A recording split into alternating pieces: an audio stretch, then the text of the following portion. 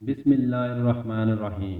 حضرت عیسیٰ علیہ السلام کے بعد ایک مشرق بادشاہ نے لوگوں کو جبراً بت پرست بنانے کی ٹھان لی۔ اس نے میدان میں بڑی تیز آگ جلائی، پاس ایک بت کھڑا کیا اور حکم دیا کہ جو شخص آ کر بت کو سجدہ نہ کرے اسے آگ میں جھونک دو۔ بت کو سجدہ نہ کرنا اس وقت بڑے دل گردے کا کام تھا۔ کئی لوگوں نے زندہ جلنے کے خوف سے بت کو سجدہ کیا۔ ایک دلیر خدا پرست عورت کی باری آئی تو اس نے کہا، یہ نہیں ہو سکتا کہ میں پتھر کے بت کو سجدہ کروں۔ جان عزیز ہے لیکن ایمان جان سے زیادہ عزیز ہے۔ یہ سن کر بادشاہ کو بڑا غصہ آیا۔ اس نے حکم دیا کہ اس عورت سے لڑکا چھین کر آگ میں پھینک دیا جائے۔ غضبناک بادشاہ کا حکم سن کر عورت کے استقلال میں کچھ فرق آنے لگا۔ لڑکے نے بھڑکتے آتش کدہ سے آواز دی، ماں اپنا ایمان برباد نہ کرنا، اگر تو آ کر دیکھے تو تجھے آگ گلزار نظر آئے گی۔ کافروں کے لیے یہ بے شک جلانے والی ہے، مگر مومنوں کے لیے حضرت ابراہیم علیہ السلام کی طرح گلزار ہے۔ ان کے لیے اس میں ہنکی ہے اور گرمی نہیں۔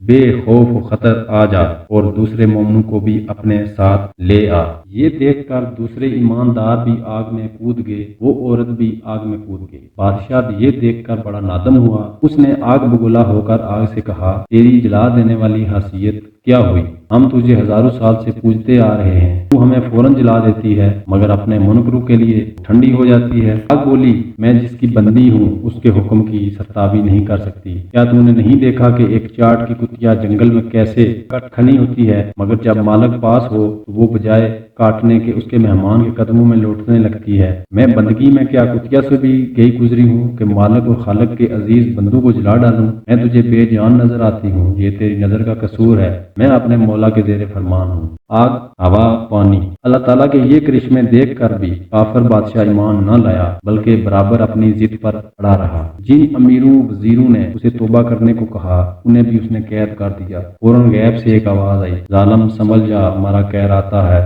چنانچہ آگ 40 گز تک اور پھیل گئی اور اس نے بادشاہ اور اس کے ساتھیوں کو جلا کر بھسم کر دیا۔ جو شخص اہل حق کے ساتھ دشمنی کرتا ہے وہ آخر خود ہی ہلاک میں پڑ جاتا ہے۔ ناظرین، ویڈیو اچھی لگے تو چینل کو سبسکرائب کر دیں اور ویڈیو کو لائک اور شیئر کر دیں۔ تھینک